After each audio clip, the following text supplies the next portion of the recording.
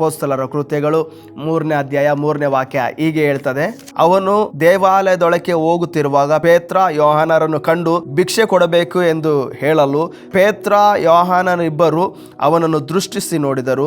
ಪೇತ್ರನು ನಮ್ಮನ್ನು ನೋಡು ಅಂದನು. ಅವನು ಅವರಿಂದ ಏನಾದರೂ ದೊರಕಿತೆಂದು ನಿರೀಕ್ಷಿಸಿ ಅವರನ್ನು ಲಕ್ಷ್ಯವಿಟ್ಟು ನೋಡಿದನು. ಅವನಿಗೆ ಸ್ವಸ್ಥವಾಗ್ತೇನೆಂಬ ನಿರೀಕ್ಷೆ ಇರಲಿಲ್ಲ. ಆರೋಗ್ಯವಾಗ್ತೇನೆ, ನಾನು ಎಲ್ಲರ ಹಾಗೆ ಆಗ್ತೇನೆ ಎಂಬುದಾಗಿ ನಿರೀಕ್ಷೆ ಇರಲಿಲ್ಲ. ಅವನಿಗೆ ನಿರೀಕ್ಷೆ ಏನಂತ ಇತ್ತು ಅಂತ ಹೇಳಿದ್ರೆ, ಪೇತ್ರ ಯೋಹಾನರಿಂದ ಅವರು ನನಗೆ ಹಣವನ್ನು ಸಹಾಯ ಮಾಡ್ತಾರೆ, ಅವರು ನನಗೆ ಕೊಡ್ತಾರೆ, ಇದರಿಂದ ನನ್ನ ಕುಟುಂಬ ನಡೀತದೆ, ಈ ರೀತಿಯಾದ ಅವನ ನಂಬಿಕೆ ಆಲೋಚನೆಗಳು ಬಂದಿರ್ಬೋದು. ಆದರೆ ಪೇತ್ರ ಯೋಹಾನರು ಅವನನ್ನು ನೋಡಿ ಹೇಳ್ತಾರೆ, ಎದ್ದು ಯೇಸುವಿನ ನಾಮದಲ್ಲಿ ಎದ್ದು ನಡೆದಾಡು ಅಂತ ಹೇಳುವಾಗಲೇ ಅವನು ಎದ್ದು ನಡೆದಾಡಲಿಕ್ಕೆ ಪ್ರಾರಂಭಿಸಿದ. ಪ್ರಿಯರೇ, ಇವತ್ತು ಹುಟ್ಟು ಕುಂಟನಿಗೆ ನಿರೀಕ್ಷೆನ ಯೇಸುವಿನ ನಾಮದಲ್ಲಿ ಬಂದಿರುವುದಾದರೆ ನಿಮ್ಮ ಜೀವಿತದಲ್ಲಿ ಸಹ ಯಾವ ಬಿಸ್ನೆಸ್ ಎಲ್ಲ, ಏನು ಕೆಲಸಗಳೆಲ್ಲ, ಒಂದು ವೇಳೆ ನಿಮ್ಮ ಮಕ್ಕಳ ಪರಿಸ್ಥಿತಿಗಳೆಲ್ಲ ಕುಂಟಿನ ಸ್ಥಿತಿಯಲ್ಲಿರುವುದಾದರೆ, ಅದು ಮುಂದಕ್ಕೆ ಹೋಗ್ಲಿಕ್ಕೆ ಆಗದಂಥ ಪರಿಸ್ಥಿತಿಗಳ ಮಧ್ಯದಲ್ಲಿ ಇರುವುದಾದರೆ, ಯೇಸು ಸ್ವಾಮಿಯ ಹೆಸರಿನಲ್ಲಿ ಸಮಯದಲ್ಲಿ ಪ್ರಿಯರೇ ನಿಮ್ಮ ಪರಿಸ್ಥಿತಿಗಳು ಬದಲಾಗ್ತದೆ. ಯಾಕೆಂದರೆ ಅವನು ಅವರಿಂದ ಹಣವನ್ನು ಎದುರು ನೋಡಿದ, ಏನಾದರೂ ಸಿಗ್ತದೆ ಎಂಬುದಾಗಿ ಎದುರು ನೋಡಿದ. ಆದರೆ ಅಲ್ಲಿ ಪೇತ್ರನ ಹೇಳ್ತಾನೆ, ನಮ್ಮಲ್ಲಿ ಚಿನ್ನ ಬೆಳ್ಳಿ ಬಂಗಾರ ಯಾವುದೂ ಇಲ್ಲ, ಆದರೆ ಒಬ್ಬರಿದ್ದಾನೆ, ಕರ್ತನಾದ ಯೇಸು. ಆ ಯೇಸುವಿನ ನಾಮದಲ್ಲಿ ಎದ್ದು ನಡೆದಾಡು ಎಂಬುದಾಗಿ.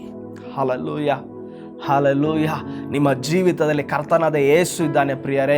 ನಡೆದಾಡಲಿಕ್ಕೆ ಆಗದಂಥ ಪರಿಸ್ಥಿತಿಗಳ ಮಧ್ಯದಲ್ಲಿ ನೀವು ಮಲಗಿದಂಥ ಸ್ಥಿತಿಗಳಲ್ಲಿದ್ದೀರಾ.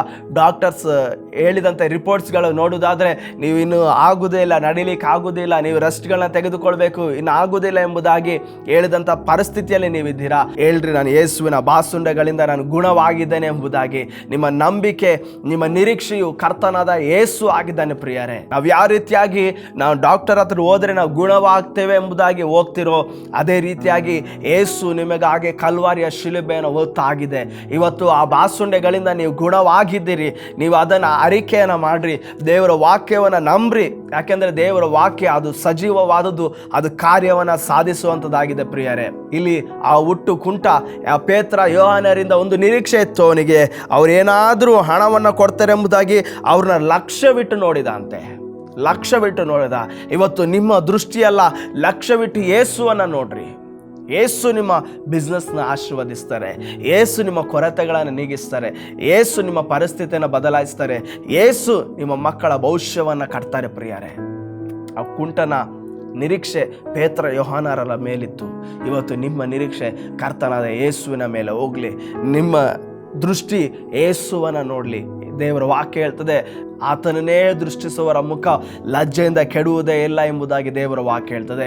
ಇವತ್ತು ನಿರೀಕ್ಷೆಯನ್ನು, ನಂಬಿಕೆಯನ್ನು ಕಳೆದು ಹೋದಂಥ ಸ್ಥಿತಿಗಳ ಮಧ್ಯದಲ್ಲಿ ಇದನ್ನು ನೀವು ನೋಡ್ತಾ ಇರೋದಾದರೆ, ನೀವು ಇವತ್ತು ಯೇಸುವನ್ನು ದೃಷ್ಟಿಸಿ ನೋಡ್ರಿ.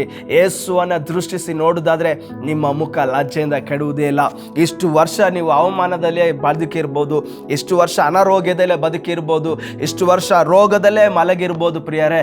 ಇವತ್ತಿನ ಜಾವದಲ್ಲಿ ನಿಮ್ಮನ್ನು ನೋಡಿ ಉತ್ತೇಜಿಸ್ತೇನೆ, ಇವತ್ತಿನಿಂದ ಯೇಸುವನ್ನು ದೃಷ್ಟಿಸಿರಿ. ಯೇಸುವನ್ನು ದೃಷ್ಟಿಸುವುದಾದ್ರೆ ನಿಮಗೆ ಸಂಪೂರ್ಣವಾದ ಆರೋಗ್ಯ, ಯೇಸುವನ್ನು ದೃಷ್ಟಿಸುವುದಾದ್ರೆ ಸಂಪೂರ್ಣವಾದ ಬಿಡುಗಡೆ, ಯೇಸುವನ್ನೇ ದೃಷ್ಟಿಸುವುದಾದ್ರೆ ನಿಮ್ಮ ಸಂಪೂರ್ಣವಾದ ಆಶೀರ್ವಾದ ಉಂಟಾಗ್ತದೆ. ಒಂದು ವೇಳೆ ನಿಮ್ಮ ಮಕ್ಕಳ ಪರಿಸ್ಥಿತಿ ಬದಲಾಗಲಿಲ್ಲ ಎಂಬುದಾಗಿ ಕುಗ್ಗಿ ಹೋಗಿದ್ದೀರಾ, ಇಲ್ಲಿ ಯೇಸುವನ್ನೇ ದೃಷ್ಟಿಸಿರಿ, ಯೇಸುವನ್ನೇ ನೋಡ್ರಿ, ನಿಮ್ಮ ಮಕ್ಕಳ ಪರಿಸ್ಥಿತಿ ಬದಲಾಗ್ತದೆ.